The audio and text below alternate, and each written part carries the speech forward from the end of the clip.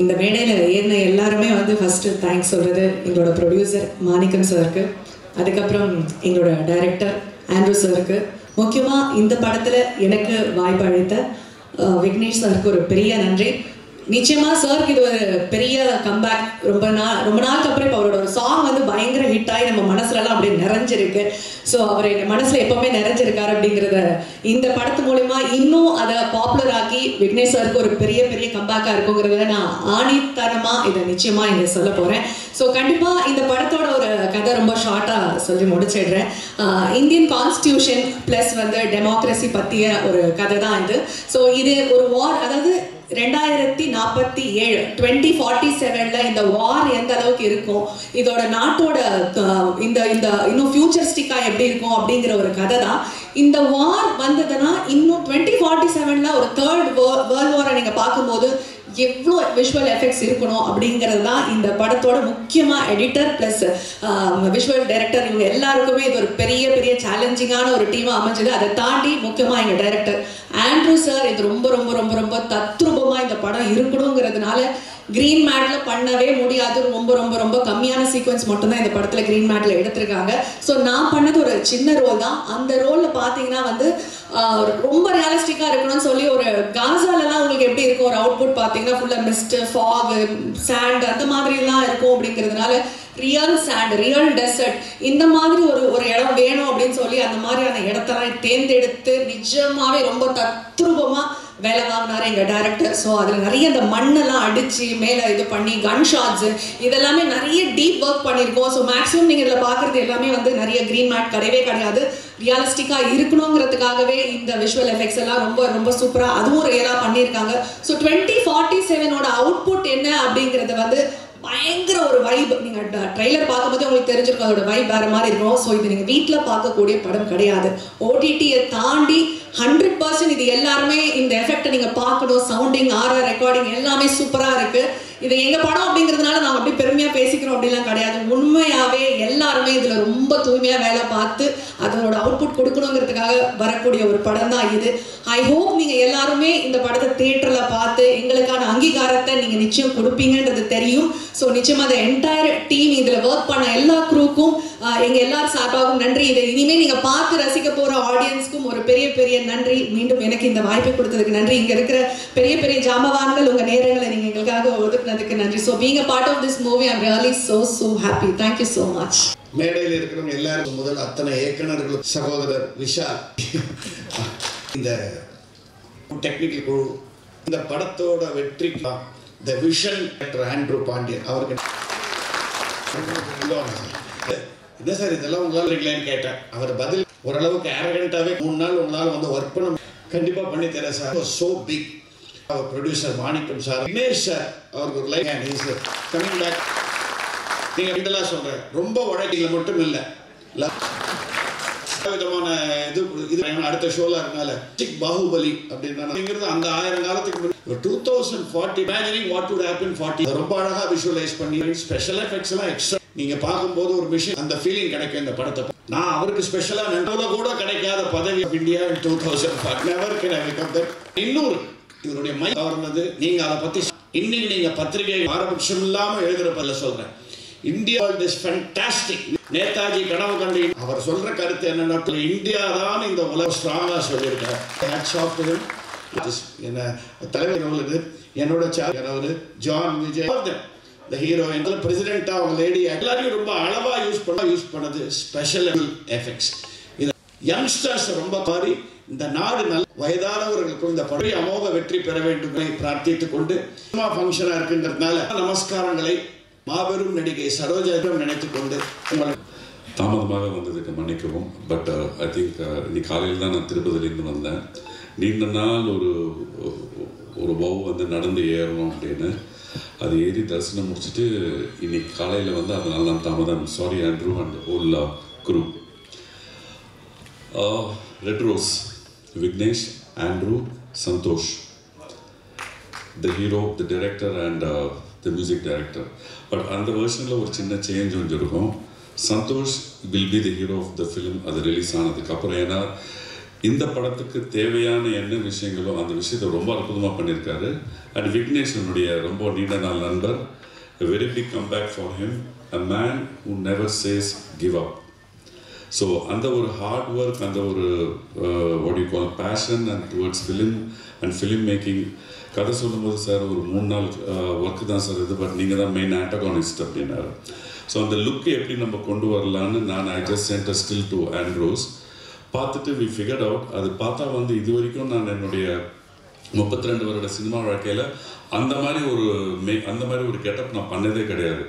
எனக்கே என்னை பார்த்து ஆச்சரியமாக இருந்தது. Definitely it's a futuristic film. Theatrical experience தான் இது யூ வில் என்ஜாய் இட். இப்போ எனக்கு முன்னாடி பேசினவங்க சொன்ன மாதிரி not in OTT or not in TV.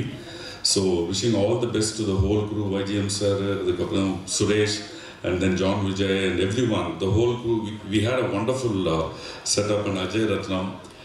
ஒரே ஒரு விஷயத்தில் என்னென்னா ஆண்ட்ரூ இஸ் அ வண்டர்ஃபுல் ப்ரீ-ப்ரொடக்ஷனில் அவர் பண்ண விஷயங்கள் படத்தில் பார்த்தீங்கன்னா கிட்டத்தட்ட எல்லாருமே ஒரு ரொம்ப கொஞ்சம் நாட்கள் தான் நம்ம ஒர்க் பண்ணியிருக்கோம் இண்டிவிஜுவலாக.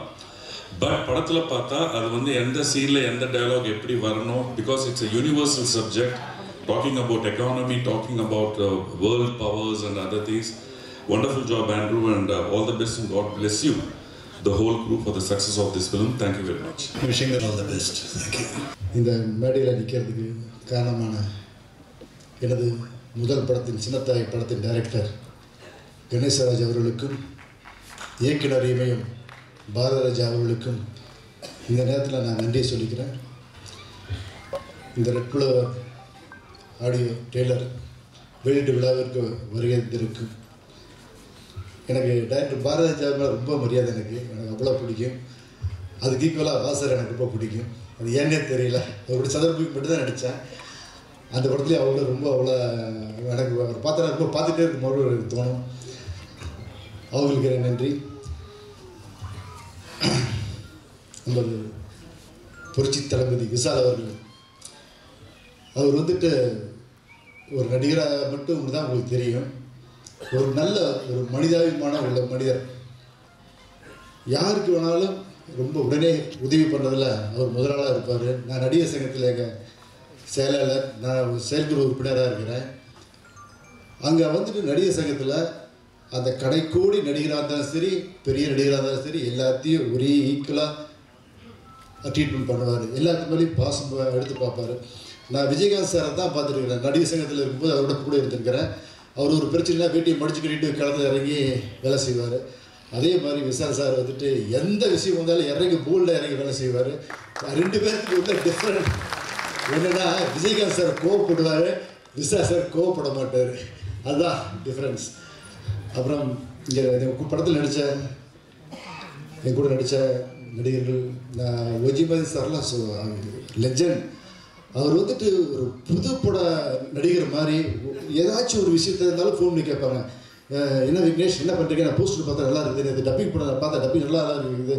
அவ்வளோ ஒரு ஆர்வமாக படம் என்ன நல்லா இருக்குது, எப்படி இருக்குது, எப்போ ரிலீஸ் பண்ண போகிறீங்க, எப்போ அப்படின்ட்டு அடிக்கடி அவராக ஃபோன் பண்ணி கேட்பாங்க. இதெல்லாம் நினச்சி கூட பார்க்க முடியாது. இத்தனை வருஷத்தில் இத்தனை படம் நடித்து எம்ஜிஆர் சிவாஜி சார் கூடலாம் நடித்து இவ்வளோ தூரத்தில் இருந்து கூட அந்த ஆர்வம் அவர்கிட்ட இருந்து நான் பிரமிக்க வச்சது. எனக்கு அப்படியே மிரண்டு போயிட்டேன். அந்த அளவுக்கு அவர் ஆர்வமாக இந்த படத்தை பற்றி கேட்டுகிட்டே இருப்பாங்க. அதுக்கு காரணம் விக்னேஷ், இந்த படத்தில் ஏதோ இருக்குது, ரொம்ப நல்லா இருக்கிற மாதிரி இருக்குதுப்பா, ஏதோ நல்லா இருக்குது, நான் டப்பிங் சொல்லிட்டு பார்த்தேன், அதனால தான் நான் அடிக்கடி கேட்குறேன், என்ன லெவல் இருக்குது அப்படின்னு கேட்டுகிட்டே இருப்பாங்க. அவருக்கு ரொம்ப ரொம்ப நன்றி. அப்புறம் அஜய் ரத்னம் சார், நான் சொன்ன உடனே இந்த படத்தில் நடித்து கொடுத்தாங்க. அப்புறம் நாசர் சார், தலைவர் சார், விஜய் சார் நீங்கள் எல்லாம் பார்த்துருப்பீங்க, கிராமத்தினர் தான் பார்த்துருப்பீங்க.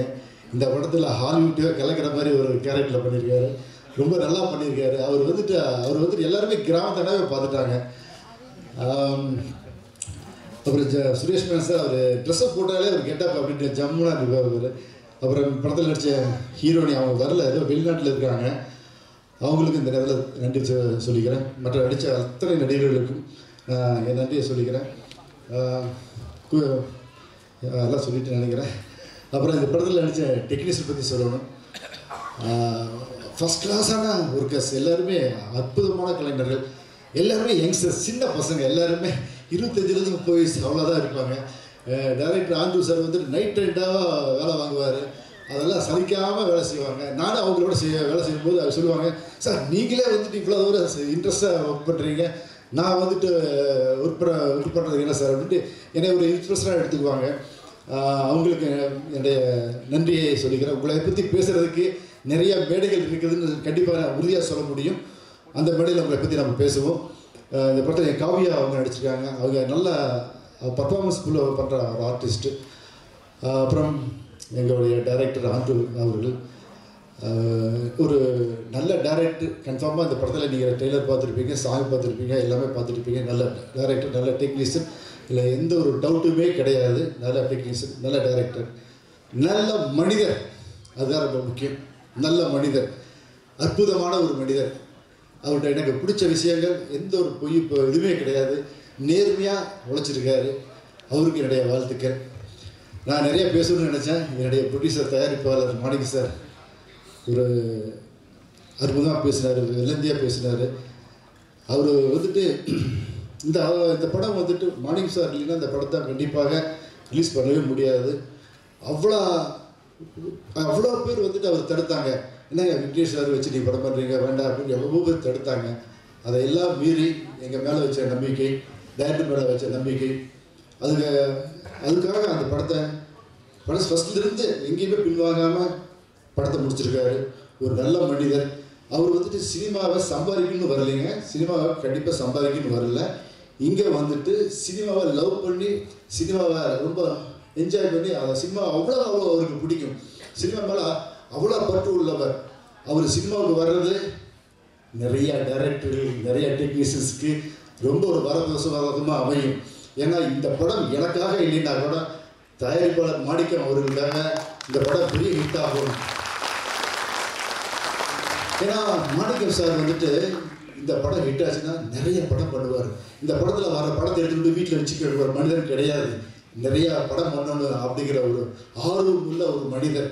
அதனால் இந்த ரெட் ஃப்ளவர் படத்தை கண்டிப்பாக நீங்கள் எல்லாருமே தியேட்டரில் போய் பார்த்து வெற்றி படமாக அமைச்சு கொடுக்கணும்.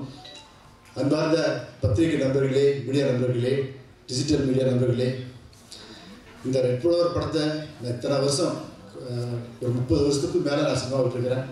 நான் இந்த இடத்துல மேலே நிற்கிறதுக்கு ரொம்ப கஷ்டப்பட்டுருக்கிறேன். ரொம்ப கஷ்டப்பட்டுருக்கிறேன். அந்த கஷ்டங்கள் கொஞ்சம் நஞ்சம் இல்லை, அவ்வளோ கஷ்டப்பட்டிருக்கேன்.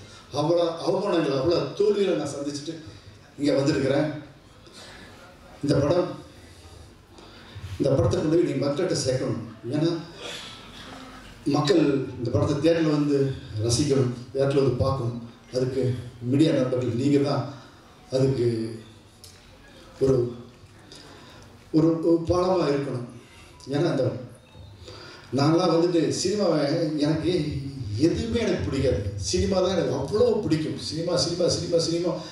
சினிமாவுக்காகவே நான் இந்த மேடையில் செத்து போயிட்டா கூட சந்தோஷப்படுவேன். அவ்வளோ தூரம் எனக்கு சினிமா பிடிக்கும். அந்த சினிமா அந்த அளவுக்கு பிடிக்கிட்டு தான் நான் இத்தனை வருஷம் கழிச்சு மறுபடியும் ஒரு கம்பேக் கொடுத்து ரெட் ஃப்ளவரை கொடுக்கறதுக்கு என்னால் முடிஞ்சது.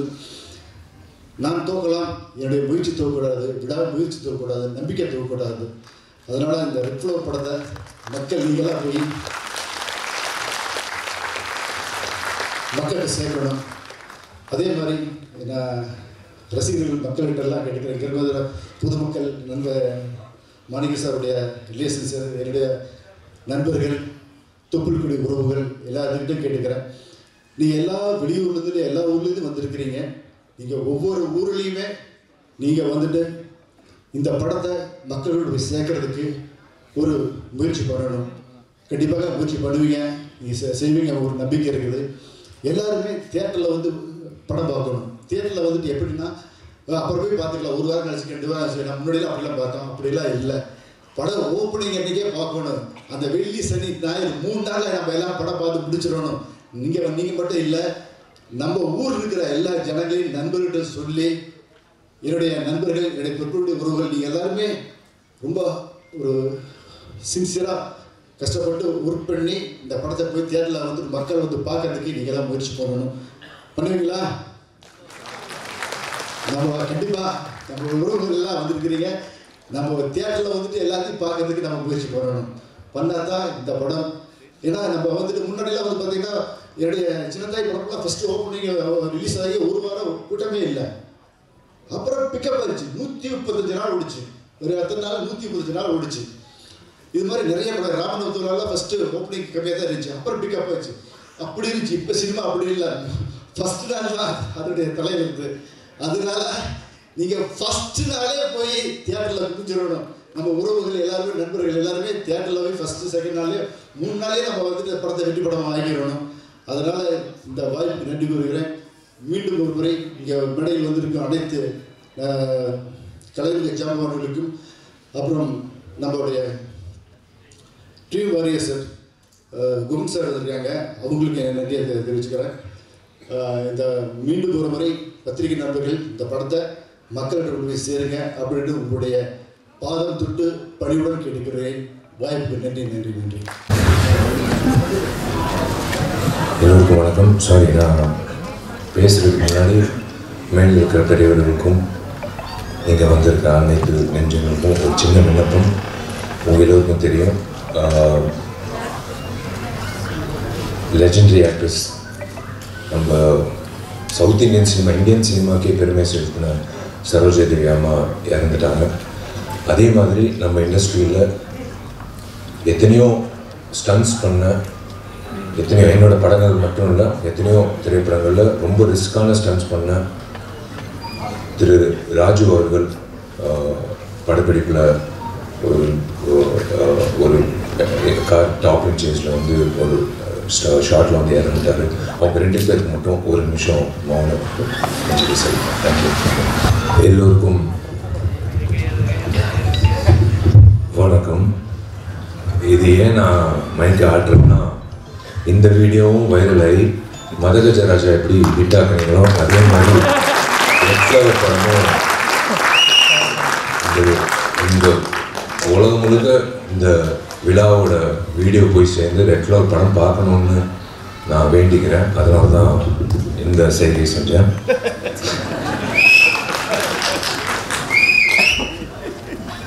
மேடையில் இருக்கிற எனக்கு பிடிச்ச ஜாம்பவங்கள், எனக்கு பிடிச்ச நண்பர்கள், சினிமா சார்ந்த நண்பர்கள், வந்திருக்கும் அனைத்து பத்திரிகையாளர்கள் நண்பர்கள், ஊடக நண்பர்கள், வெல்விஷர்ஸ் எல்லோருக்கும் நான் காலை வணக்கத்தை தெரிவிச்சுக்கிறேன். முதல்ல உங்கள் எல்லோருக்கும் பி வாசு சாராக தெரியும், லெஜெண்டரி ஃபிலிம் மேக்கர். எனக்கு P Vasu uncle. P Vasu sir வந்து வந்ததுக்கு ரொம்ப நான் இந்த குழு சாருக்கும் நான் நன்றி தெரிவிச்சுக்கிறேன். ஏன்னா பி வாசு நிறைய இயக்குநர்கள் வந்து ஒரு படம் 2 படத்துலே அப்படியே போயிடுறாங்க. ஆனால் இன்றைய வரைக்கும் அப்போலேருந்து இப்போ வரைக்கும் இன்னும் பி வாசு சார் வந்து நம்ம மனசில் நிற்கிறாருன்னா that's because of his films and that's because of his vision. அதே மாதிரி எனக்கு பிடிச்ச நிறைய நடிகர்கள், என்னோட நண்பர்களாக இருக்கிற அஜய் ரத்னம் சார், சுரேஷ் மேனன் சார், எங்கள் வயசுக்கு இணையாக இருக்கிற YG Mahendran sir, John Vijay darling, எல்லோரும். அதே மாதிரி டாக்டர் சுராஜ் சார். நிறைய பேருக்கு பட்டம் கொடுக்குறாங்க டாக்டர், இவருக்கு முதல்ல கொடுக்கணும். ஏன்னா டாக்டர்கிட்ட நம்ம போகிறது சிகிச்சைக்காக. அப்பா சந்தோஷமாக வெளில வந்தோம், நம்ம சரியாக இருக்கும். ஏன் டாக்டர் சுராஜ்னு சொல்கிறேன்னா, நிறைய பேர் வந்து அவரோட காட்சிகள் வந்து நிறைய ஐபிஎஸ் ஐஏஎஸ் ஆஃபீஸர்ஸ் எனக்கு சொல்லியிருக்காங்க. அவங்களுக்கு 10-10:30 தான் அவங்களுக்கு டைமே கிடைக்கும். நிறைய எக்ஸ் ஜட்ஜஸ்ஸு, சர்ஜன்ஸு, டாக்டர்ஸ் எல்லோரும் பார்க்குறது வந்து ஆதித்யா சேனல், சிரிப்பொலி சேனல். அதில் வந்து இவர் இயக்குன என்னோட படமும் உட்பட இவர் இயக்குன பல படங்களில் வடிவேலண்ண காமெடி, சுராஜ் சாரோட சென்ஸ் ஆஃப் ஹியூமர் வந்து அவங்களுக்கு வந்து மெடிசனா. அவங்களுக்கு வந்து அன்றைக்கி இருக்கிற ஸ்ட்ரெஸ் எல்லாமே இறக்குறது வந்து அவரோட திரைப்படங்களை வர நகைச்சுவை காட்சிகள். ஸோ அந்த வகையில் அதனால தான் டாக்டர் சுராஜ் சார் சொன்னால் ரொம்ப சந்தோஷம் சார். யூஸ்வலாக ஹீரோ தான் கெட்டப் மாற்றி வருவாங்க ஃபங்க்ஷனுக்கு. ஃபஸ்ட் டைம் ஒரு இயக்குனர் வந்து கெட்டப் மாற்றி வந்திருக்காரு. முதல்ல இந்த விழாக்கு இப்படி அரங்கம் நிறைந்த ஒரு காட்சியாக அளிக்குதோ அதே மாதிரி இந்த திரைப்படம் ஆகஸ்ட் 8 ரிலீஸ் ஆகும்போது இதே மாதிரி அரங்கம் நிறைந்த காட்சியை பார்க்கணுன்றது என்னோட ஆசை. ரொம்ப நன்றி. நீங்கள் முதல்ல வந்து ரெட் ஃப்ளவர் திரைப்படத்துக்கு இந்த விழாவுக்கு வந்ததுக்கு எல்லோரும் வந்து ரொம்ப நன்றின்னு சொன்னாங்க. இல்லைங்க, இது என்னோட கடமை. தயவு செஞ்சு இந்த சின்ன படம் பெரிய படம் அப்படியெல்லாம் சொல்லாதீங்க. இந்த வெள்ளி திரையில் என்ன காணப்படுதோ அதுதான் படம். அது சின்ன ஹீரோவாக இருந்தாலும் பெரிய ஹீரோ இருந்தாலும் புதுமுக இயக்குனர் இருந்தாலும் பெரிய இயக்குனர் இருந்தாலும் எதுவாக இருந்தாலும் திரைப்படம். ஸோ அந்த வகையில் என்னோட கடமையாக என் நண்பன் போராளி விக்னேஷ் அவர்களுக்காக நான் வந்து எல்லாத்தையும் ஒதுக்கி வச்சு, எல்லோருக்கும் வேலை இருக்கும், பட் இருந்தாலும் இந்த வேலை ரொம்ப முக்கியமான வேலை. நான் விக்னேஷ்க்கு உறுதுணையாக இருக்கணும்னு ஆசைப்பட்டு நான் வரேன்னு நான் சொன்னது காரணம் வந்து அவர் மனசார பேசினார் பாருங்க. அவர் எவ்வளோ கஷ்டப்பட்டு எவ்வளோ அவமானங்கள் தாங்கி எவ்வளோ முயற்சிகள் பண்ணி இந்த திரைப்படத்துக்கு வரைக்கும் வந்திருக்காங்க பயணம். அது வந்து அவரோட வழியில் வந்து எனக்கும் அந்த உணர்வு இருக்குது. ஸோ அந்த வகையில் வந்து விக்னேஷ் அவர்களுக்கு இந்த திரைப்படம் ரெட் ஃப்ளவர் வந்து மிகப்பெரிய திருப்பு முனையாக இன்னொரு இன்னிங்ஸ் தொடக்கத்துக்காக விக்னேஷ் நான் வாழ்த்துறேன். விக்னேஷ்க்கு புதுமுக இயக்குனர் ஆண்ட்ரூ பாண்டியன் இந்த காட்சிகள் பார்த்தோம், ட்ரெய்லர் பார்த்தோம், மோஷன் போஸ்டர் பார்த்தோம், சாங்ஸ் பார்த்தோம். திரு ஆண்ட்ரூ பாண்டியன் அவர்களுக்கு என்னோட வாழ்த்துக்கள். பொதுவாக 2025 என்ன நடக்குது, நடைமுறை செயல் என்ன நடக்குதுன்னு பண்ணுறதுக்கே பல இயக்குநர்கள் திண்டாடுறாங்க. ஆனால் இவர் 2047 என்ன நடக்க போகுதுன்னு ஒரு மிகப்பெரிய ரிஸ்க் எடுத்து ஒரு கதையை பண்ணியிருக்காரு. அது in fact everyone was speaking about his vision. I wish Andrew Pandian all the very best for this film. Welcome to the industry. And இந்த விழா நாயகன் சந்தோஷ் ராம் இசையமைப்பாளர், வாழ்த்துக்கள். பாடல்கள் பார்த்தா ரொம்ப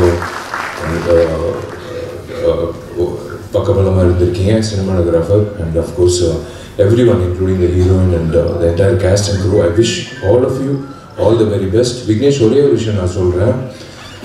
எல்லாரும் கதாநாயகர்கள் வந்து எதிர்பார்க்குறது வந்து ஒரு நல்ல ஒரு அமைப்பு வேணும். நம்ம என்னதான் வந்து நம்ம திறமைசாலி அப்படின்னு சொல்லும்போது நம்மளுக்கு ஒரு பொக்கிஷம் மாதிரி, ஒரு வைரம் மாதிரி ஒருத்தர் வேணும். யாருன்னா தயாரிப்பாளர். உங்களுக்கு வந்து ஒரு பொக்கிஷமா மாணிக்கம் என்ற பெயர்ல அவரே வந்து ஒரு பொக்கிஷமா மாணிக்கம் என்ற ஒரு பேர் வந்து உங்களுக்கு, அதான் கடவுளாக உங்களுக்கு வந்து ஒரு வைரம் கொடுத்துருக்காரு. அதுதான் திரு மாணிக்கம் அவர்கள். கலிகம்பல் பிக்சர்ஸ் சார்பாக மாணிக்கம் அவர்கள் இந்த திரைப்படத்தை தயாரிச்சிருக்காரு.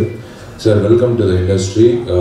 மாணிக்கம் சார், நீங்கள் இந்த வந்து நான் சொன்னாங்க, இந்த படம் வந்து எனக்கு லாபம் வேணாம், எனக்கு வந்து இந்த படம் ஒரு லவ் ஃபார் த ஆர்ட்ன்றதுக்காக நான் பண்ணியிருக்கேன். அப்படி இல்லை, நீங்கள் மறுபடி இந்த படம் வெற்றி அடையும். இந்த படம் முடிஞ்சதுக்கப்புறம் நீங்கள் நிறைய விக்னேஷ் மாதிரி நிறைய இயக்குநர்கள் நிறைய திரைப்படங்கள் பண்ணணும்.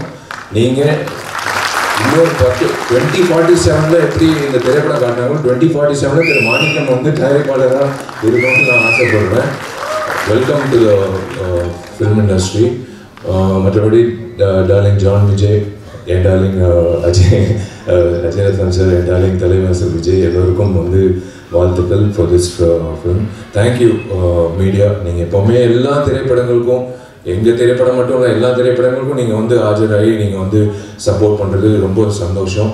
எனக்கு பிடிச்ச 2 அரசியல்வாதிகள், ஒன்று பகத்சிங், ரெண்டாவது இடம் பெற்றவர் நேதாஜி சுபாஷ் சந்திர போஸ். அவருக்கு வந்து ட்ரிபியூட் பண்ணி நீங்கள் தொடங்கினது வந்து ரொம்ப நன்றி. அது இன்னும் நீங்கள் ஞாபகம் வச்சுருக்கீங்கிறது ரொம்ப சந்தோஷம். அண்ட் அஃப்கோர்ஸ் சொன்ன மாதிரி 3 நாட்கள் ரொம்ப முக்கியம். கண்டிப்பாக வந்து இந்த படம் வெற்றியாட நம்புகிறேன். நிறைய பேர் வந்து வாட்ச் பார்த்துட்டே இருந்தாங்க. கவலைப்படாதீங்க, இந்த குழுக்கு மட்டும் இல்லை, எல்லா திரைப்படங்களும் தயாரிப்பாளர் சங்கம் சார்பாக கதிரேசன் சார் எல்லாரும் வந்திருக்காங்க. நான் ஒரு விண்ணப்பம் நடிகர் சங்கம் சார்பாக இன்னும் 3 மாத காலகட்டத்தில் நாங்கள் வந்து கவலைப்படாதீங்க, டைம் கன்ஸ்டன்ட் இருக்காது. அந்த நாங்கள் கட்ட போகிற அந்த ஆடிட்டோரியம் நாங்கள் திறப்புறதுக்கப்புறம் உங்களுக்கு எந்த பிரச்சனை இல்லாமல் சின்ன திரைப்படம் வந்து இப்போ எந்த திரைப்படமாக இருந்தாலும் உங்களுக்கு பயன்படும். நீங்கள் அந்த டைம் வாட்சே பார்க்க தேவையில்லை. அந்தளவுக்கு உங்களுக்கு ஒரு மிகப்பெரிய ஒரு பூனா அமையும், ஒரு மிகப்பெரிய ஒரு விஷயமா அமையும். தயாரிப்பாளர் சங்கம் இருக்கிறதுனால நான் வந்து நடிகர் சங்கம் சார்ந்த உறுப்பினர்கள் இருக்காங்க, கதிரேசன் சாரும் இருக்கார் ஆஃபீஸ் பேர். அவர் சார்பாக நான் ஒரு விண்ணப்பம் உங்கள் எல்லோருக்கும் நான் வைக்கிறேன், பத்திரிகையாளர்கள் plus YouTubers and every one and exhibitors association சார்பாக நான் அவங்களுக்கும் நான் விண்ணப்பம் வைக்கிறேன், இன்க்ளூடிங் கமலா தியேட்டர் உரிமையாளருக்கும் மற்ற உரிமையாளர்களும். இனிமேல் வரக்கூடிய திரைப்படங்கள் ரிலீஸ் ஆகும்போது வெள்ளிக்கிழமை தயவு செஞ்சு ஒரு 3 நாளைக்கு மட்டும் 12 காட்சிகளுக்கு மட்டும் யாராவது வந்து ரிவ்யூ எடுக்கிறதுக்கு வராங்க, மைக்கு நீட்டிட்டு வராங்க, தயவுசெய்து தப்பாக நினைக்க வேணாம். நீங்கள் தப்பாக நினச்சாலும் I'm sorry, I have to என் ஆதங்கத்தை நான் தீர்க்கணும். நீங்கள் டிக்கெட் வாங்கிட்டு உள்ளே வந்துட்டு படம் பார்த்துட்டு நீங்கள் அந்த மைக்கை நீங்கள் நீட்டிட்டு உங்கள் கருத்தை நீங்கள் சொல்லிவிடுங்க. ஆனால் தயவு செஞ்சு அவங்கள வந்து ஒரு 3 days மட்டும் வெளியில் தப்பாக நினைக்க வேணாம், உள்ளார ப்ரெமிசஸ் இல்லாமல் வெளியில் அவங்கவுங்க வண்டி வாகனத்தில் ஏறி வெளியில் போகும்போது நீங்கள் அவங்கள வந்து போய் நீங்கள் வெளியில் கேட்டுக்கோங்க. அவங்களோட ரிவ்யூ கேட்க வேணாம்னு நான் சொல்ல, வெளியில் கேளுங்க. ஆனால் தயவு செஞ்சு ஒரு 3 நாட்களுக்கு மட்டும் அந்த 12 காட்சிகளுக்கு மட்டும் எக்ஸிபிட்டர் அசோசியேஷன் நான் வேண்டுகோளை விண்ணப்பமாக வைக்கிறேன், உள்ளே மட்டும் கொஞ்சம் ரிக்வெஸ்ட் பண்ணி உள்ளே வந்து எடுக்க வேணாம்னு சொல்லுங்கள், வெளியில் எடுத்துக்கோங்க. விமர்சனங்கள் கண்டிப்பாக யார் முதல்ல விமர்சனம் போடுறதுன்னு ஒரு போட்டி இருக்கும், அது தப்பே கிடையாது எல்லாரும். ஆனால் நீங்கள் உள்ளே வந்து ஒரு டிக்கெட் வாங்கி நீங்கள் அந்த படத்தை பார்த்துட்டு அதுக்கப்புறம் உங்கள் கருத்தை சொல்லிவிட்டு அப்புறம் மக்களோட கருத்தை நீங்கள் சொன்னீங்கன்னா சூப்பராக இருக்கும். அந்த வகையில் ஒரு நல்லா இருக்கும், எந்த படத்துக்காக இருந்தாலும் அது நல்லா இருக்கும். ப்ளீஸ் தயவு செஞ்சு கண்டிப்பாக ரிவ்யூ வேணும். அந்த ப்ரீதிங் ஸ்பேஸ்ன்றது ரொம்ப முக்கியம். ஒரு 12 காட்சிகள் விட்டுருங்களேன், அந்த அதுதான் ஒரு திரைப்படத்துக்கு ஒரு இவ்வளோ உழைச்சிருக்காங்க. அது கண்டிப்பாக வந்து அது ஒரு நீங்கள் கொடுக்குற சப்போர்ட் தான் அந்த வகையில். ஸோ தேங்க்யூ வெரி மச் நீங்கள் எல்லோரும் வந்ததுக்கு. And wish you all the very best எல்லோருக்கும். இந்த ரெட் ஃப்ளவர் திரைப்படம் வெள்ளித்திரையில் மிக சிறப்பாக வந்து வெற்றிகரமாக கொண்டாடப்படணும். அதே வகையில் தயாரிப்பாளர் சங்கத்துக்கு இன்னொரு விண்ணப்பம் என்னென்னா, கதிரேசன் சார் ஒரு விழிப்புணர்வாக நீங்கள் வந்து ஒரு குழு அமைச்சு வரக்கூடிய புதுமுக தயாரிப்பாளர்களுக்கு இந்த ஓடிடி சேட்டலைட்டோ இல்லை ரிலீஸ் ஆகும்போது அவங்களுக்கு ஒரு சப்போர்ட்டோ எப்படி ரிலீஸ் பண்ணணும், எந்த தேதியில் ரிலீஸ் நம்ம பண்ணியிருக்கோம். ஆக்சுவலாக ரெகுலேஷன் கமிட்டி மாதிரி பண்ணியிருக்கோம். ஒரே நாள் வந்து 10 திரைப்படம் ரிலீஸ் ஆகுது. அது வந்து எத்தனை காட்சிகள் வருதுன்னு சில தயாரிப்பாளர் தெரியல. எனக்கு 100 தியேட்டர் வருதுன்னு சந்தோஷமாக அலுவலகத்தில் உட்காராங்க. ஆனால் 100 தியேட்டரில் 400 காட்சி வருதான்னு தெரியாது. 100 காட்சி தான் வருது. அது காலை காட்சி 9:30 மணினா எங்கள் வீட்டில் எங்கள் அம்மா அப்பாவே போக மாட்டாங்க என் படம் ரிலீஸ் ஆகும்போது. ஸோ அந்த மாதிரி வந்து கரெக்டாக அமைச்சு கொடுத்தா தயாரிப்பாளர்களுக்கு வந்து ஒரு மிகப்பெரிய ஒரு சக்தியாக இருக்கும். நீங்கள் எல்லோரும் வந்து ஒரு பக்கபலமாக எல்லா திரைப்படத்துக்கும் இந்த திரைப்படம் வெள்ளிக்கிழமை இத்தனை திரையரங்கத்தில் இத்தனை காட்சிகளில் ரிலீஸ் ஆகுது, கவலைப்படாதீங்க அப்படின்னு சொல்லும்போது அவங்களுக்கு ஒரு சந்தோஷமாக இருக்கும். அண்ட் ப்ளஸ் அஃப்கோர்ஸ் எல்லாரும் அந்த ஓடிடி பிளாட்ஃபார்ம் அப்படின்னு வரும்போது நீங்கள் சப்போர்ட் பண்ணிங்கன்னா நல்லாயிருக்கும். மற்றபடி தேங்க்யூ, காட் பிளஸ் யூ. நீங்கள் எல்லோரும் நல்லா இருக்கும். Thank you very much. நடிகர் சங்கம் திறப்பு எப்போது, அதே மாதிரி உங்களோட மேரேஜ் அனௌன்ஸ்மெண்ட் அந்த டேட் வந்து ஆகஸ்ட் 29 கன்ஃபார்ம் இல்லை சொன்னாங்க. நீங்கள் ஏற்கனவே அறிவிச்சிருக்கீங்க, 2 மட்டும் எங்களுக்காக சொல்லுவீங்களா? நீங்கள் புடவை பட்டு புடவை கட்டும் போதே எனக்கு தெரியும் நீங்கள் புடவைக்காக தான் இது கேட்குறீங்க. என்ன அதுக்கு தான் கேட்குறாங்க, வேற ஒன்றும் இல்லை. என் தேதி எப்போன்னு இல்லை, அவங்களுக்கு நான் இப்போ கவிதா வந்து என்னோட க்ளோஸ் ஃப்ரெண்டு, அவங்களுக்கு புடவை எப்போ வரும்னு போய் சேரும். அங்கிட்ட தேவராஜ் வந்து அவங்க வீட்டுக்கு எப்போ போய் சேரும். எங்கிட்ட ஒருத்தர் இருக்கார் மீனாட்சி சுந்தரம், அவருக்கு எப்போ போய் எல்லாருக்கும் எஸ் கண்டிப்பாக வந்து அந்த நான் அதாங்க 9 வருஷம் நான் எப்படியோ நான் தாக்கு பிடிச்சிட்டேன். இன்னும் 2 மாதத்தில் இருக்கும். ஆகஸ்ட் 29 பிறந்த நாள் அன்னைக்கு கண்டிப்பாக ஒரு நல்ல ஒரு செய்தி இருக்குது கண்டிப்பாக. ஆனால் நான் சொன்னபடி அந்த கட்டணம் எல்லாரும் பெரியவர்கள் எல்லாரும் வந்து அந்த திரைப்படம் முடிஞ்சதுக்கப்புறம் முகூர்த்தம் போய் நான் புக் பண்ணிட்டேன் கார்த்திகிட்ட. கண்டிப்பாக வந்து என் கல்யாணம் வந்துட்டு தான் கட்டிடத்தில். ஆனால் அது வந்து கண்டிப்பாக வந்து நீங்கள் நினைக்கிற மாதிரி தாமதம் அப்படியெல்லாம் இல்லை, கூடி சீக்கிரம் நடக்கும். அதுதான் ஓடுறேன், இப்போது கட்டிடத்துக்கு தான் ஓடுறேன். இது முடிச்சோடனே எல்லாரும் நினைக்கிறாங்க இவன் எதுக்கு வந்து டெய்லி காலங்காலத்தில் வந்து கட்டிடத்தை பார்க்குறான், கொத்தனார் இருந்து எல்லாரும் ஆர்கிடெக்ட் வரைக்கும் இவன் கல்யாணத்துக்காக தான் வந்து அவசரப்படுத்துகிறேன் எல்லாரும். பட் நேரம் வந்துருச்சு, இன்னொரு 2.5 months வந்துடும், 2 months வந்துடும் டெஃபினட்டாக. பட் ஆகஸ்ட் 29 கண்டிப்பாக ஒரு நல்ல செய்தி இருக்குது, அது பிடிச்சிட்டு நான் அறிவிக்கிறேன். நல்ல கண்டிப்பாக புடவை வந்துடும். கரெக்டாக. Thank you all the best. இவ்வளோ பேருடைய நெஞ்சங்களில் வந்து முதல் படத்தினுடைய தயாரிப்பாளர் நெஞ்சமெல்லாம் நிறைந்திருக்கிறாருங்கிற போது உண்மையிலேயே மகிழ்ச்சியாக இருக்குது. காரணம், நிறைய பேர் தயாரிப்பாளர் சங்கத்துலேயும் சரி சினிமாவில் சரி நிறைய பேர் கடந்து வரும். ஒரு 25 ஆண்டுகளுக்கு மேலே கடந்து வந்துட்டுருக்கோம். ஆனால் மாணிக்கம் சார் வந்து முதல் முறையாக சந்திக்கும் போது தொடர்ந்து பாசிட்டிவாகவே பேசிக்கிட்டே இருக்கார். சினிமா மேலே அவருக்கு இருக்கிற காதலை ஒவ்வொரு நாளும் அவர் பேசும்போது ஏதோ ஆர்வத்தில் பேசுகிறாரா இல்லை ஆர்வக்கோளாறில் பேசுகிறாரா அப்படிலாம் எனக்குள்ளேயே கேட்டுக்கிட்டு இருக்கும்போது அவர் ரொம்ப ஆழமாக இந்த சினிமாவை நேசித்து இந்த படத்தை எடுக்கிறதுக்கு வந்திருக்கும்போது உண்மையிலேயே ஒட்டுமொத்த தமிழ் சினிமாவும் அவரை நம்ம வரவேற்கணும், அவருக்கு தலை வரணும். காரணம், இந்த படத்தினுடைய இயக்குனர் ஆண்ட்ரோ பாண்டியன் அவர்கள் நான் தொடர்ந்து ஒரு 5 வருடங்களாக பார்த்துட்ருக்கேன். 5 வருடத்துக்கு மேலே அவரை பார்க்குறேன். அவரை நான் நோட் பண்ணிக்கிட்டே இருக்கேன். அவர் வந்து ஒரு அழகான ஒரு படம் எடுத்து வச்சுருக்காரு. இது போல் ஒரு அனிமல், ஒரு சிஜி படம் தான், எக்ஸ்ட்ரானரியாக. இதெல்லாம் பெரிய டைரக்டர்கள் கொடுத்தா 50 கோடி இருக்கும்.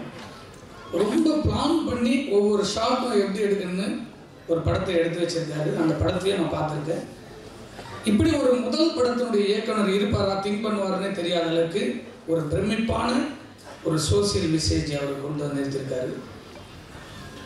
அது அப்படியே இடையில் அப்படியே நிற்கும் போது எந்த மன தளர்வும் இல்லாமல் தொடர்ந்து தன் கடின உழைப்பால் யாரும் தோற்றதில்லை என்று நம்ம எல்லாரும் மதிக்கக்கூடிய அவர்கள்லாம் நாங்கள்லாம் வந்து அப்பா ஸ்தானத்தில் பார்த்துட்டு இருக்க பிவா சார் எங்களுடைய இயக்குனர் சங்கத்தில்.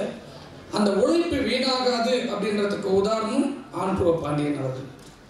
தொடர்ந்து முயற்சி செஞ்சு கடவுள் சரியான நேரத்தில் சரியான மனிதர்களை இணைக்கும் என்பதற்கு உதாரணமாக இந்த இயக்குனரை திரு மாணிக்கம் சார் அவர்களிடத்தில் இணைத்து வச்சிருக்கு கடவுள் தான்.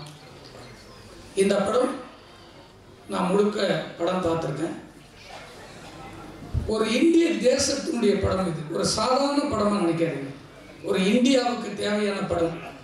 உலகத்தினுடைய வல்லரசு வல்லரசு என்று உலகமே போற்றக்கூடிய ஒரு நாடாக இந்தியா வரப்போகுதுன்னா ஒரு ஒரு விஷயம் இந்த படத்தில் இருக்குது. தயவு செஞ்சு எல்லாரும் போய் தியேட்டரில் பாருங்கள். மக்கள் பார்த்து தான் சொல்லணும். எல்லா படத்துக்கும் ப்ரெஸ்ஸுக்கு வந்து நியூஸாக பார்க்காம இந்த படத்துக்கு மட்டும் ஒரு ஸ்பெஷலாக இது நம்மளுக்கான படம், நம்ம தேசத்துக்கான படம் அப்படின்னு நினச்சி நீங்கள் ஒவ்வொரு ஃப்ரேமும் செதுக்கணும். அவ்வளோ அளவுக்கு டைரக்டர் வந்து தொடர்ந்து காலையில் பார்த்தீங்கன்னா ஒரு இடத்துல 8 மணிக்கு உட்காந்துருப்பார், திடீர்னு பார்த்தீங்கன்னா 10 மணிக்கு உட்காந்துட்டு இருப்பார். ஆனால் எந்த விதத்திலுமே இந்த படத்தில் தோய்வு இல்லாமல் இன்னைக்கு வந்து தொடர்ந்து ஒரு இயக்குனரும் ஒரு தயாரிப்பாளரும் பயணிப்பது ரொம்ப ரொம்ப அளப்பரியது. அதை இந்த இயக்குனர் தொடர்ந்து அந்த முயற்சியில் இருந்துகிட்டே இருக்காரு. இந்த படம் பெரிய வெற்றி அடையணும். இந்த வெற்றியில் விக்னேஷ் சார் சொன்னார், நம்ம ஹீரோவாக இருந்தால் நான் வந்து நீங்களாம் ஹீரோவாக இந்த படத்துக்கு இது போடுறாங்களா, பிஸ்னஸ் இல்லைன்னா. என்கிட்டே படம் பார்க்கும்போது நிறைய பேர் சொன்னாங்க. நான் சொன்னேன், இந்த படத்தில் கதை தான் ஹீரோ, நீங்கள் விக்னேஷ் சாராக பார்க்காதீங்க, இந்த கதை தான் ஹீரோ. அந்த கதையில் டூயல் ரோல் பண்ணியிருக்காரு. நீங்கள் இந்த இங்கே பார்க்குற மூவி தான் நீங்கள் விக்னேஷ் பப்ளிக்கில் போய் தெரியாத ஒரு ஒரு ஒரு கண்ட்ரியில் போய் பார்த்தீங்கன்னா இது இவருன்னே தெரியாது. அப்படிப்பட்ட ஒரு பெரிய ஹாலிவுட் ஹீரோ கணக்காக அந்த படத்தில் இருக்கார். அவ்வளோ அளவுக்கு இவங்களுடைய கூட்டணி அமைஞ்சிருக்கு. ரொம்ப ஒற்றுமையோடு யாரையுமே எந்த இதுவும் இல்லாமல் இந்த படம் முடிஞ்சிருக்கு. ஆண்ட்ரோ பாண்டியன் சாருக்கு அப்புறம் கூட இருக்கிற டெக்னீஷியன் எல்லாமே இப்போ தான் நான் பார்த்தேன். எல்லாமே யூத், எல்லாமே இவர் கீழே இருந்து வச்சு அவ்வளோ அறிவுகளை உள்ளே கொண்டு வந்து இந்த படத்தில் நிறுத்திருக்காரு. ரொம்ப மகிழ்ச்சி. இது மட்டும் ஒரே ஒரு கோரிக்கை தான். ஒட்டுமொத்த தமிழ் சினிமாவும் தத்தளித்து கொண்டிருக்கிறது என்னுடைய தயாரிப்பாளர்கள் இனம். அந்த தயாரிப்பாளர்களை மீட்டெடுப்பதற்கு ஒரு சரியான தருணமாக இந்த மேடையை நான் பயன்படுத்த விரும்புகிறேன். காரணம், தயாரிப்பாளர் சங்கத்தில் தமிழ் சினிமாவில் தயாரிப்பாளர் சங்கத்திற்கு ஒரு புரட்சி உருவாச்சு அப்படின்னு சொன்னால் நான் பார்த்த தலைவர்களில் என்னுடைய நண்பர் விஷால் தான். ஒரு முதல் முறையாக தயாரிப்பாளர் சங்கத்தில் 15 ஆண்டுகளுக்கு மேலாக நான் தொடர்ந்து தயாரிப்பாளர்கள் நசுக்கப்படுகிறார்கள், ஒடுக்கப்படுகிறார்கள் என்று குரல் கொடுக்கும்போது தான் படத்தை கோடி கோடியாக போட்டு படம் பண்ணுற ப்ரொடியூசர்களுக்கு அங்கீகாரம் இல்லைன்னு குரல் கொடுக்கும்போது ஒரு புது ரத்தம் விஷால் தயாரிப்பாளர் சங்கத்துக்கு வந்த உடனே மொத்த டீமுமே ஒரு புதிய அத்தியாயத்தை கொண்டு வந்து அந்த சங்கத்தில் வெற்றி பெற்று ஒரு பெரிய புரட்சியை உருவாக்கினார். நான் கூட அவர் எதிர்த்து நின்னேன். அந்த டைமில் நான் கதிரேசன் அவர்கள் தலைவரானா ஒரு 5 படங்கள் தகுதியான படம் எடுத்த தலைவர் தான் கதிரேசன் வரணும்னு ஒரு ஆர்கியூமெண்ட் நடக்குதப்போ, இல்லை விஷால் வரணும் அப்படின்னு ஆர்கியூமெண்ட் நடக்குது. அப்போ நான் சொல்கிறேன், ஒரு தயாரிப்பாளராக படம் பண்ண தயாரிப்பாளர், வெற்றி பெற்ற தயாரிப்பாளர் சங்கத்தில் அமரணுன்றது குரல் கொடுக்குறேன். என்னுடைய நண்பனாக விஷால் அவரை அப்போதுக்கு நான் எதிர்க்கிறேன். ஆனால் இந்த மேடையில் சொல்லுகிறேன், இந்த சரி செய்ய வேண்டிய காலகட்டத்தில் இருந்த நீங்கள் ஒரு புரட்சியை தயாரிப்பாளர்களுக்கு அங்கீகாரம் கிடைச்சது. அந்த அங்கீகாரம் இப்பொழுது தடுமாற்றத்தில் இருக்கிறது. 100 ஷோ போகிற தேட்டர் 400 ஸ்க்ரீன் ஆகும். ஆனால் 100 தேட்டரில் எதில் ஓடுது ஒரு ஸ்க்ரீன் கூட தெரியாமல், ஒரு பாயிண்ட் மட்டும் இல்லை, ஒட்டுமொத்த தமிழ் சினிமாவும் கியூபில் கை கட்டி நின்றுட்டு இருக்கும். இதையெல்லாம் சரி செஞ்சு முடிப்பார் என்ற நம்பிக்கையில் இருந்த விஷால் அவர்கள் மீண்டும், இது என்னுடைய உண்மையான உணர்வு, தமிழ் சினிமா தயாரிப்பாளர்கள் தமிழிலிருந்து நிற்க வேண்டும் என்று சொன்னால் மீண்டும் நீங்கள் விடுபட்டிருக்கக்கூடிய அந்த புள்ளியை நீங்கள் தலைவராக வந்து தமிழ் சினிமாவை மாற்றத்தை உருவாக்க வேண்டும் என்று உங்களுக்கு கோரிக்கை வைக்கிறேன். காரணம், எல்லா சங்கங்களும் இணைந்து இருந்தால் மட்டுமே தயாரிப்பாளர் இனம் உயர்ந்திருக்கும். இங்கு பிரிந்து பிரிந்து கிடைப்பதனால் என்னுடைய தயாரிப்பாளர்கள் இனம் அழிந்து கொண்டே இருக்கிறது. அதை மீட்டெடுப்பதற்கு எப்படி ஒரு புரட்சியை நீங்கள் உருவாக்கினீங்களோ, இந்த ரெட் ஃப்ளவர் திரைப்படம் 400 ஸ்க்ரீனில் ஓடணும்னா உங்களுக்கு ஒரு தலைவர் அங்கே உட்கார்ந்தால் மட்டும்தான் 400 ஸ்க்ரீன் போட முடியும். என் ப்ரொடியூசர் ஒரு ரூமுக்குள்ளே அழுது கண்ணீர் விட்டுட்டு இருக்காங்க. இது மாதிரி கண்ணீர் வரக்கூடாதுன்றதுக்காக தான் பல தயாரிப்பாளர்கள் இங்கே கூட வந்து உட்கார்ந்துட்டு இருக்காங்க. எல்லாருக்கும் ஸ்டேஜ் இல்லை, எல்லாருமே சங்கத்தில் வந்துருக்காங்க. ஒரு மாற்றம், ஒரு புதிய ரத்தத்தில் தான் எல்லாரும் எதிர்க்கக்கூடிய ஒரு தலைவன் வேணும். ஒரு சங்கம் உயர்ந்திருக்கேன்னா எதிர்த்து என் சங்கத்தை பாதுகாப்பதற்கு நான் என்ன வேணா பண்ணுவேன். அப்படி ஒரு தலைவராக விஷால் மீண்டும் வர வேண்டும் என்று கோரிக்கை வைக்கிறேன். நன்றி, வணக்கம். என் பேர் ராஜேஷ் கோபி ஷெட்டி. முதப்படியாக ப்ரொடியூசர் மாணிக்கம் சாருக்கு, டைரக்டர் ஆண்ட்ரூ பாண்டியன் சாருக்கும், ஹீரோ விக்னேஷ் சாருக்கும் இந்த படத்தில் நடிக்க ஒரு வாய்ப்பு கொடுத்ததுக்காக நான் நன்றி சொல்லிக்கிறேன். விக்னேஷ் சாரோட பொறுமையை முன்னாடி என்னோடது ஒன்றும் இல்லை. more than 30 years of patience and perseverance. அந்த மாதிரி பார்த்தோம்னா ஆண்ட்ரூ சார் எனக்கு 5 வருஷம் முன்னாடி என்னோட ஒரு குறும்பட விழாவில் சிறப்பு விருந்தினராக வந்து பார்த்து என் கூட இணைஞ்சவர். அவர் கூட நான் அவர் டைரக்ஷனில் நடிக்கிற 2வது படம் இது. இதில் ஆஃபீஸ் போட்ட உடனே எனக்கு ஃபோன் பண்ணி என்னோட 8 வருஷம் மெனக்கெட்டு இந்த மாதிரி ஆங்கரிங் பண்ணிக்கிட்டு இருக்கேன், டப்பிங் பேசிக்கிட்டு இருக்கேன், மற்ற படம் ஓடிடி படம் தியேட்டர்கள் பைலிங்குவல் படத்துக்கெல்லாம் லிரிக்ஸ் எழுதிக்கிட்டு இருக்கேன், ஆனால் உன்னோட மெயின் பேஷன் என்னன்னு கூப்பிட்டு கேட்டார். ஆக்டிங் சார், ஆன் ஸ்க்ரீன் தான் நடிக்கணும்னு சொன்ன உடனே என் வயசுக்கு மீறி ஒரு ரோலில் என் மேலே நம்பிக்கை வச்சு எனக்கு நடிக்க வாய்ப்பு கொடுத்துருக்காரு.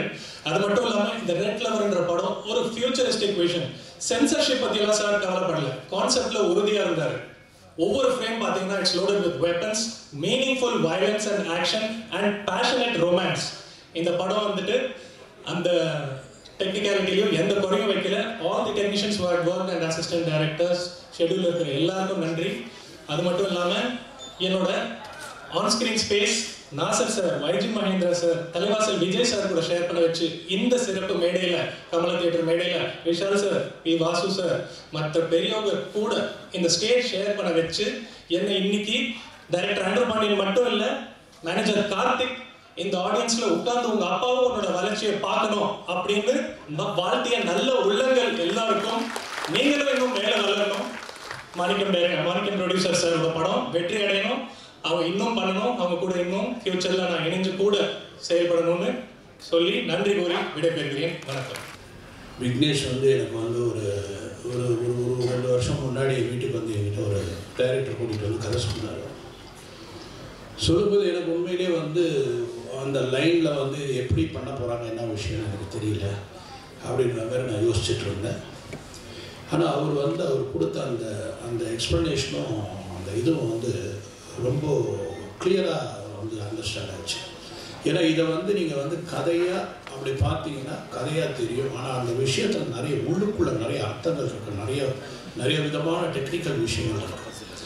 ஏன்னா அவரே ஆண்ட்ரூன்றவரே வந்து இந்த டைரக்டரே வந்து ஒரு மிகப்பெரிய ஒரு is a very good technician in CG.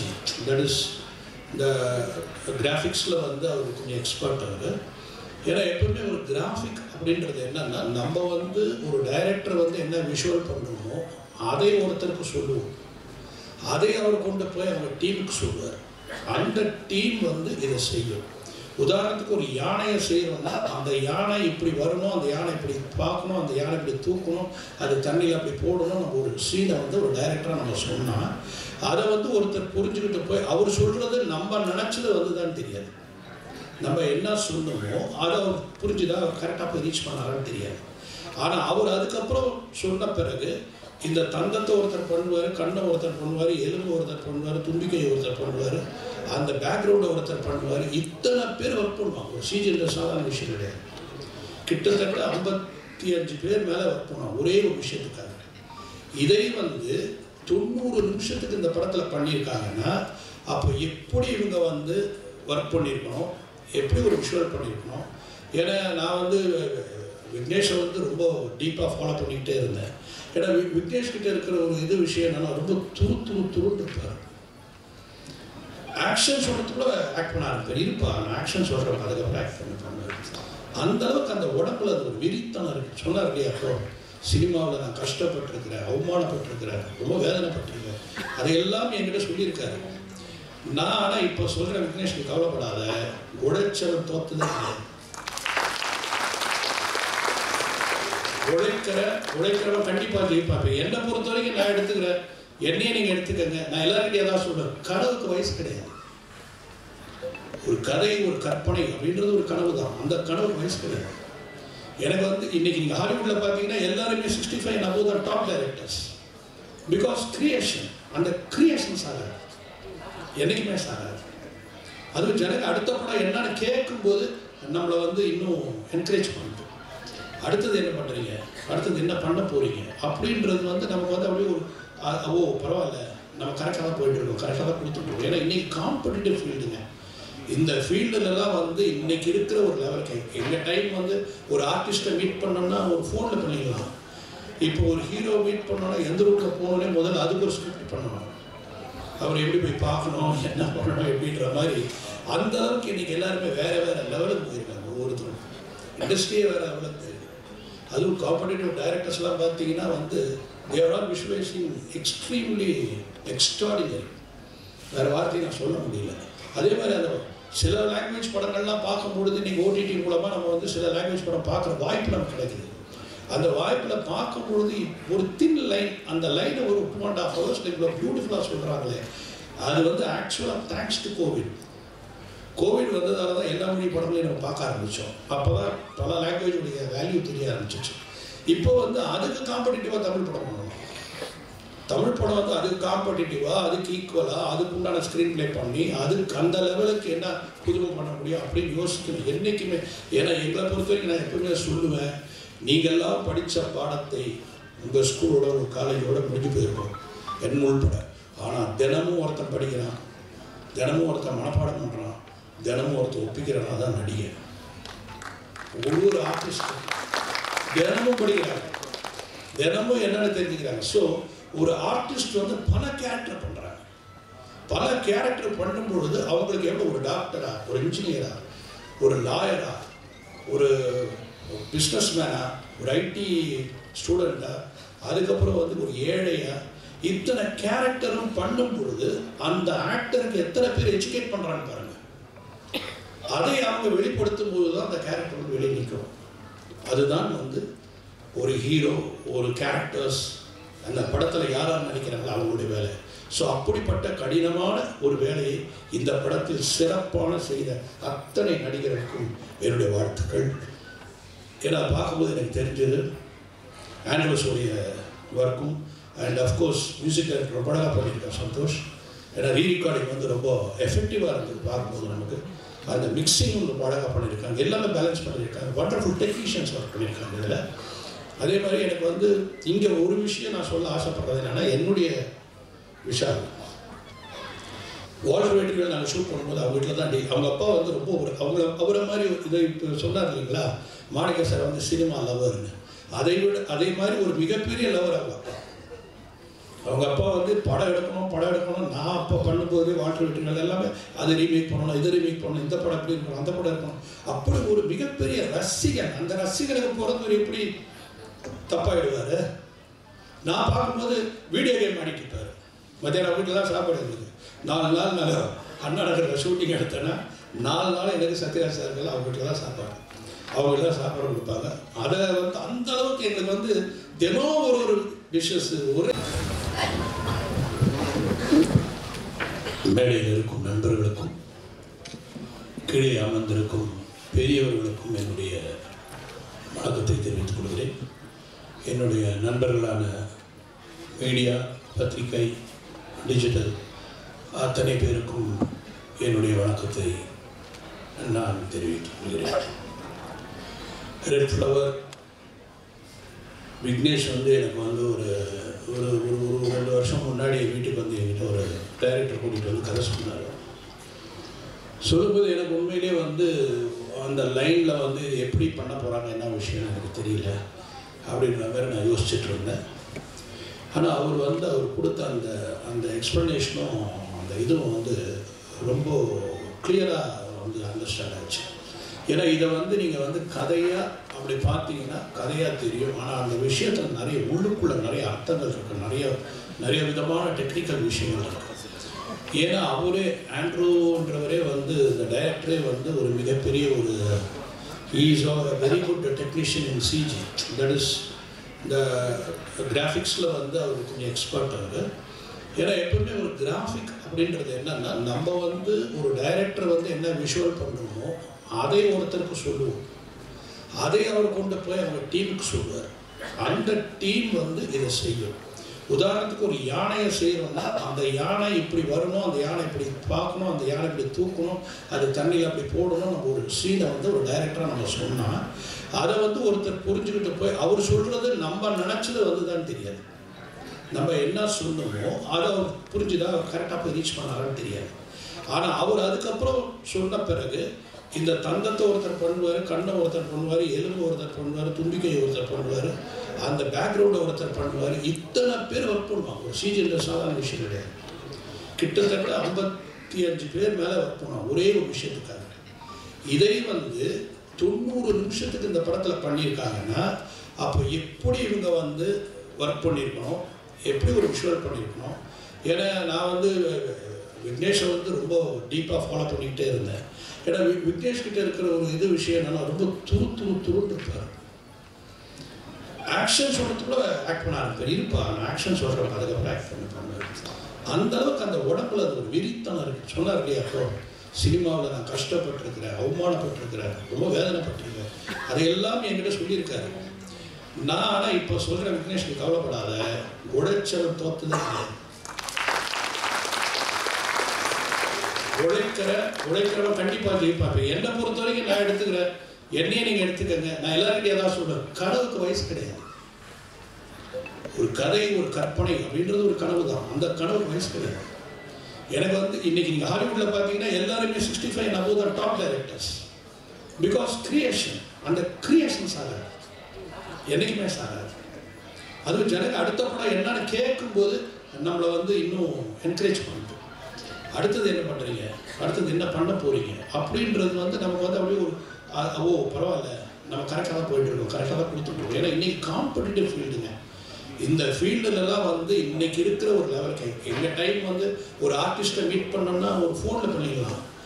இப்போ ஒரு ஹீரோ மீட் பண்ணோன்னா எந்த ரூட்டில் போகணுன்னே முதல்ல அதுக்கு ஒரு ஸ்கிரிப்ட் பண்ணணும், அவர் எப்படி போய் பார்க்கணும், என்ன பண்ணணும் எப்படின்ற மாதிரி. அந்த அளவுக்கு இன்றைக்கி எல்லாருமே வேறு லெவலுக்கு போயிருக்காங்க. ஒவ்வொருத்தரும் இண்டஸ்ட்ரியே வேறு லெவலுக்கு போயிருக்கு. அதுவும் காம்படிட்டிவ் டைரக்டர்ஸ்லாம் பார்த்தீங்கன்னா வந்து they are all visualizing extremely extraordinary. வேறு வார்த்தையை நான் சொல்ல முடியல. அதே மாதிரி அந்த சில லாங்குவேஜ் படங்கள்லாம் பார்க்கும்பொழுது நீங்கள் ஓடிடி மூலமாக நம்ம வந்து சில லாங்குவேஜ் படம் பார்க்குற வாய்ப்பு நமக்கு கிடைக்குது. அந்த வாய்ப்பில் பார்க்கும்பொழுது ஒரு தின் லைன், அந்த லைனை ஒரு 2.5 hours இவ்வளோ பியூட்டிஃபுல்லாக சொல்கிறாங்களே. விஷால், எங்கள் முதல்ல விஷாலுக்கு தான் சொல்லணும். அவர் கூட கரெக்டாக இருக்கா ரெடியா? விஷாலை பற்றி தான் சொல்லணும். அவர் கூட நான் படம் பண்ணியிருக்கிறேன். அவர்கிட்ட யாராவது உதவி கேட்டு வந்தாங்கன்னா அவராக முதல்ல ஓடி வந்து முதல்ல உதவி செய்கிறார். அது என் படத்தில் இருக்கும்போது அவரை தேடி டெய்லியும் ஒரு 4 பேர் வந்துட்டே இருப்பாங்க. படிப்பு செலவுக்கு வேணும், அந்த செலவுக்கு வேணும். நடிகரை தாண்டி ஒரு மனிதனாக எப்பவுமே இருக்கிற விஷால் இன்னும் நிறைய பேருக்கு உதவி செஞ்சு இன்றைக்கி இந்த நடிகர் சங்க கட்டடத்தை யாராலையும் கட்ட முடியல. விஷால் வந்து கட்டி முடிச்சுட்டு அவர் கல்யாணம் முடிக்க போகிறாரு. Advance congratulation Vishal. அப்புறம் வந்து டைரக்டர் ஆண்ட்ரோஸ் பாண்டியன். ஃபஸ்ட் இந்த கதை சொல்லும்போது நானும் இருந்தேன் அவர் கூட. இந்த படத்தை ட்ரைலர் பார்க்கும்போதே ரொம்ப கிராண்டியராக இருக்குது. ஆனால் அவருக்கு அடுத்தடுத்த படங்கள் கிடைக்க வாழ்த்துக்கள். விக்னேஷ் சொல்லும்போது எனக்கு கொஞ்சம் கண் கலங்கிடுச்சு. எல்லாருமே கஷ்டப்பட்டு தான் வரணும். சினிமாவில் நேரம் மேலே வந்துட முடியாது. விஷால் கூட கஷ்டப்பட்டு தான் நான் மேலே வந்துட்டுருக்கேன். அது மாதிரி உங்களுடைய கஷ்டத்துக்கு இந்த படம் மிகப்பெரும் வெற்றி படமாக அமையும் விக்னேஷ். வாழ்த்துக்கள். அப்புறம் கம் டு த பாயிண்ட். மாணிக்கம் இருக்காரு. அவர் என் மாப்பிள்ளை, என் சொந்தக்காரர். முதல்ல படம் எடுக்கிறது என்கிட்ட தான் வந்தார். மாமா ஒரு பெரிய படம் எடுக்கா மாமான்னு வந்தார். நான் சொன்னேன், மாப்பிள்ளை நீ நான் மாப்பிள்ளையாக இருக்கிறோம், படம் எடுத்தவங்க அப்புறம் பங்காளி பகையாளி ஆயிடுங்க. முதல்ல நீ ஒரு சின்ன படம் எடு, அப்போ சினிமா கற்றுக்கவ இல்லை சினிமா உங்களுக்கு கற்றுக் கொடுக்கும். அப்புறம் அந்த நிறை குறைகள்லாம் பார்த்துட்டு வாங்க அப்புறம் படம் பண்ணலான்னு. சரி மாமா சொல்லிட்டு போனவர் சின்ன படம் எடுக்கிறோன்னு சொல்லிட்டு பெரிய படம் எடுத்து வச்சிருக்கிறாரு. ஒரு 2.5 கோடி ரூபாய் சிஜிக்கு மட்டும் செலவாச்சுன்னு சொன்னார். மொத்தம் 8 கோடி ரூபா 9 கோடி ரூபா லெவலில் படம் எடுத்திருக்காரு. அவர் வந்து இதுக்கு முன்னாடி 2 படம் எடுத்திருக்காரு. அவர் அது வேறு சொல்லணும்ல எடுத்துட்டு ஏன் அந்த படம் ரிலீஸ் பண்ணலையா கேட்டேன். இல்லை நம்ம ரிலீஸ் பண்ணுற ஃபஸ்ட்டு படம் பெஸ்ட்டு படமாக இருக்கணும் அப்படின்னாரு. சரி ஓகே அவர் ரிலீஸ் பண்ணுறாரு. அந்த பெஸ்ட்டு படம் தான் ரெட் ஃப்ளவர் தெரியுது. அப்புறம் இசை நாயகன் சந்தோஷ் ரொம்ப ரீரெக்கரிங் நல்லா இருக்குது. சிஜி ஒர்க்கு சூப்பராக இருக்குது. அப்புறம் மாணிக்கம் பத்திரிகையாளர்களையும் ஊடக நம்பி தான் வந்திருக்காரு. நீங்கள் தான் இந்த படத்தை மக்கள்கிட்ட கொண்டு போய் சேர்க்கணும். அப்புறம் இந்த ஊர்லேருந்தெல்லாம் வந்திருக்கிறாங்க. நேற்று நைட்லேருந்து பஸ்ஸில் வந்துட்டுருக்காங்க. உங்களுக்கு திருச்சியிலேருந்து திருவண்ணாமலையிலேருந்து ஜனங்கள் நிறைய வந்திருக்காங்க. இவங்கெல்லாம் மாணிக்கம்ன்ற ஒரு நல்ல மனிதனுக்காக மட்டும் வந்த கூட்டம். அதே மாதிரி இந்த படம் ஓடிச்சேன்னா மாணிக்கம் இன்னும் 2-3 படம் எடுப்பார். மாணிக்கம் மட்டும் இல்லை, கோர்ஸ் ஷூட்டு போட்டு வந்திருக்கிறாங்க. இவங்கெல்லாம் கூட படம் தான் வந்திருக்கிறாங்க. இவங்கெல்லாம் கூட இந்த படம் வெற்றி பெற்றுதுன்னா எல்லாம் எடுப்பாங்க. அதுக்காக வந்து இந்த படம் வெற்றி பெறணும்னு எல்லாம் வல்ல இறைவனை வேண்டி விடை பெறுகிறேன். நன்றி, வணக்கம். லேட் ஆகிடுச்சு. இல்லை கடைசியாக பேச வச்சுட்டாங்க. நான் நினச்சேன் கடைசியாக விஷால் சார், வாசு சார் லெஜெண்டெல்லாம் இருக்காரு. இவங்க எல்லாருக்கும் முன்னாடி பேசிடலாம் பார்த்தா பழி வாங்கிட்டாங்க. சரி ஓகே, நன்றி, வணக்கம். இந்த நிகழ்ச்சியை மிக சிறப்பாக நடக்க வேண்டும் என்று நடந்து எனது உயிர் நண்பர்கள், பாசம நண்பர்களே, இந்த மாபெரும் ரெட் ஃப்ளவர் திரைப்படத்தின் இசை வெளியீட்டு நிகழ்ச்சிக்கு வருகை தந்து மேடையில் தலைமையேற்று அமர்ந்திருக்கும் அறிஞர் பெருமக்களே, மதிப்பிற்குரிய ஊடகத்துறையை சேர்ந்த பத்திரிகையாளர்களே, தொலைக்காட்சி நண்பர்களே, யூடியூப் நண்பர்களே, இணையதள நண்பர்களே, உங்கள் அத்தனை பேருக்கும் அன்பான இனிய காலை வணக்கங்கள். இந்த ஸ்ரீ காளிகாம்பாள் பிக்சர் மிக பிரம்மாண்டமாக தயாரிக்கப்பட்ட கனவு படமான ரெட் ஃப்ளவர் திரைப்பட ஆடியோக்காக உங்கள் பொன்னான நேரத்தை ஒதுக்கி நிகழ்ச்சியை சிறப்பு செய்து கொண்டிருக்கும் மதிப்பிற்குரிய பி. வாசு ஐயா அவர்களே நன்றி. மதிப்பிற்குரிய விஷால் சாருக்கும் நன்றி. மதிப்பிற்குரிய சுராஜ் சாருக்கும் நன்றி. மதிப்பிற்குரிய குகன் சாருக்கும் நன்றி. மதிப்பிற்குரிய சபரீசன் சாருக்கும் நன்றி. மதிப்பிற்குரிய சரிகம் ஆனந்த் சாருக்கும் நன்றி. நம்ம அதாவது ஒரு பேர் சொன்னால் நம்ம அடுத்த சப்ஜெக்ட் வந்துடுவோம். உங்கள் அனைவருக்கும் மனமார்ந்த நன்றிகள். மற்றும் வந்து இங்கே சீஃப் கெஸ்ட் கிடையாது. ஏன்னா வந்து நான் ரியலாக சில விஷயம் சொன்னதான் தெரியும். இங்கே வந்திருக்கிறவங்க குறைஞ்சபட்சம் எல்லாம் விஐபி எல்லாம் ஒரு தகுதியாக ஒரு 500 பேர் 1000 பேர் சொல்லக்கூடிய ஒரு குடும்பத்தில் தராதாரம் வாய்ந்த பெரிய ஜாம்பவான்கள் தான் வந்திருக்கிறாங்க. நான் இப்போது அதில் தேட்டரில் இடம் இல்லாதனால கம்மியான ஆளுங்க மட்டும்தான் வர வச்சிருக்கு. முக்கியமான விஐபிகள் தான் வர வச்சிருக்கு.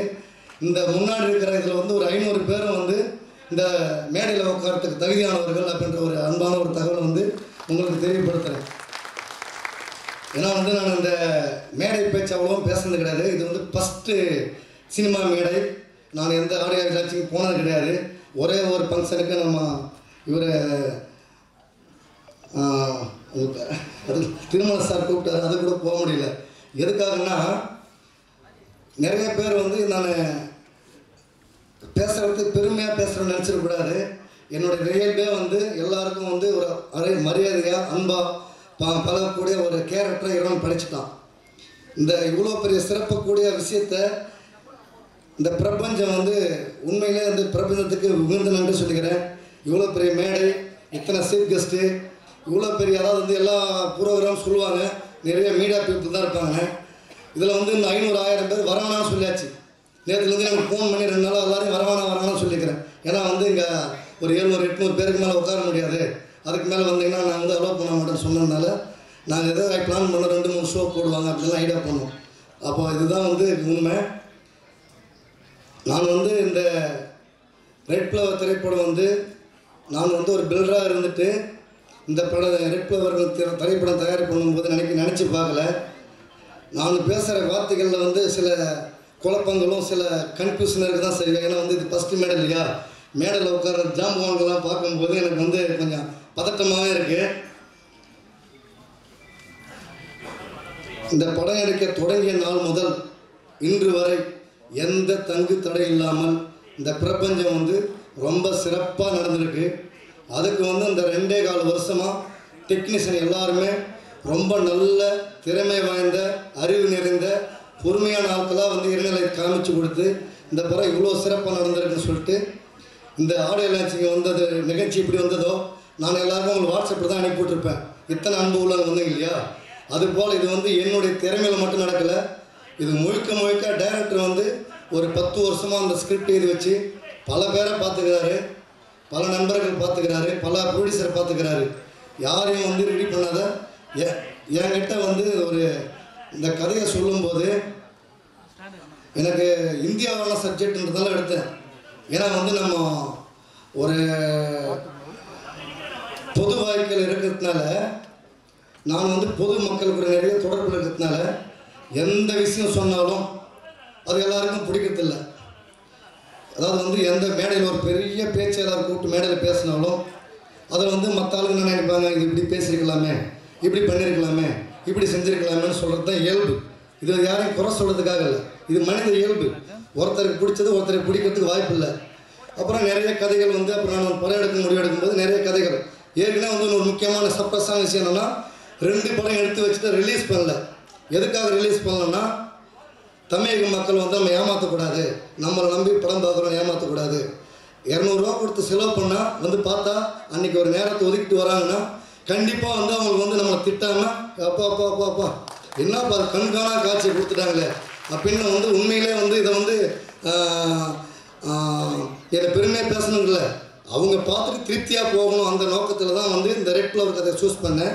இது என்ன மாதிரி கதைன்னா வந்து மாமா மச்சான் சப்ஜெக்டோ அண்ணன் தம்பி சப்ஜெக்டோ இல்லை வந்து காதல் கதையோ கிடையாது. இது முழுக்க உலக அளவில் இந்தியாவை உயர்த்தி காமிக்கிற சப்ஜெக்ட், இந்தியாவை வந்து யாராலையும் அசைக்க முடியாத சப்ஜெக்ட். அதனால தான் நான் வந்து ஒரு பில்டராக வந்து இந்த மாதிரி ஒரு முக்கியமான வந்து இந்தியாவை வந்து உயர்த்தி காமிப்போம். பல பேர் நெகட்டிவாகவும் பல பேர் என்னென்னமோ பேசுகிறாங்க, யார் வேணாலும் எதெல்லாம் பண்ணி போகிறாங்க. நம்ம வந்து இந்தியாவை வந்து முழுக்க வந்து ஒரு உயர்ந்த ஒரு இந்தியாவை நம்ம காமிக்கக்கூடிய ஒரு பெரிய ஒரு இது வந்து எல்லாருக்கும் பிடிக்கும். இது வந்து இந்தியா வல்லரசுன்னு சொன்னால் என்னை இந்தியாவை யாரும் அசைக்க முடியாதுன்னு சொன்னால் யாரும் குறை சொல்ல முடியாது, எல்லாரும் தமிழக மக்கள் ஏற்றக்கூடிய விஷயம். அதை தாண்டி தமிழகத்திலேயே தமிழக சினிமா வரலாற்றிலேயே ஒவ்வொரு காலகட்டத்திலும் ஒரு மாதிரி சினிமா வந்தது. பாக்கியராஜ் சார் காலத்திலேருந்து கே பாலச்சந்தர் சார் காலத்திலேருந்து பல வாஸ்தார் காலத்திலேருந்து ஒவ்வொருத்தரும் ஒரு சினிமா கொடுத்தாங்க. ஆண்ட்ரோ பாண்டியன் வந்து தமிழக சினிமா வரலாற்றில் ஒரு புது சினிமா எடுத்துக்கிறார். ஆரம்பத்திலிருந்து முடிகிற வரைக்கும் செம பாஸ்டாகவும் பயங்கர த்ரில்லிங்காகவும் இருக்கக்கூடிய ஒரு சினிமா இது. இதை வந்து எல்லோரும் வந்து ஒரு வெற்றி படமாக ஆக்குவாங்க. முக்கியமாக வந்து எல்லா மேடையிலும் சொல்கிறது தான் மீடியா பீப்புள் வந்து எல்லாம் எங்கள் படத்தை ப்ரொமோட் பண்ணணும் சொல்லுவாங்க. என்ன பண்ணாலும் ரிசல்ட் வந்து சூப்பராக இருந்தால் இறைநிலை வந்து இந்த பிரபஞ்சம் வந்து எல்லாமே தீர்மானிச்சிருக்கோம். இந்த தீர்மானிச்சின விளைவு தான் இந்த இவ்வளோ பெரிய மேடை, இவ்வளோ பெரிய கூட்டம் அப்படின்றத வந்து புரிஞ்சுக்கலாம். இது வந்து ஒரு விவசாயி கூட கணக்கு போட்டாக்க விவசாயம் பண்ண முடியாது. பயிர் பண்ண முடியுமா? பயிர் பண்ணி அவன் சம்பளம் வாங்குற கணக்கு பண்ணி பார்த்தா விவசாயி வந்து கணக்கு போட்டாக்க யாருமே சாப்பிட முடியாது. அதே போல் ஒவ்வொரு மனிதர்களும் இங்கே வந்துக்கிறவங்க கணக்கு போட்டிருந்தா இந்த ஃபங்க்ஷனுக்கு ஏன் போகணும் அப்படின்னு நினச்சிருந்தாக்க கண்டிப்பாக வந்து கணக்கு போட்டிருந்தா எந்த ஃபங்க்ஷன் நடக்க போதில்லை. அதே மாதிரி மீடியா பீப்புள் வந்து நீங்கள் உலகத்தின் தலை சிறந்த சேலையை பண்ணுறீங்க. நீங்கள் வாங்குகிற சம்பளத்துக்கும் செய்கிற வேலைக்கும் ரொம்ப உயர்ந்த வேலையை செய்கிறீங்கன்ற ஒரு பதிவு மட்டும் சொல்லி, இந்த படத்தை பற்றி சொன்னால் 2 மணி நேரம் பேசுவேன். ஆனால் வந்து உரையை முடிக்கிறேன். மீண்டும் வந்த அனைவரும் பேசணும்னு சொல்லிட்டு எல்லாருக்கும் நன்றி, வணக்கம்.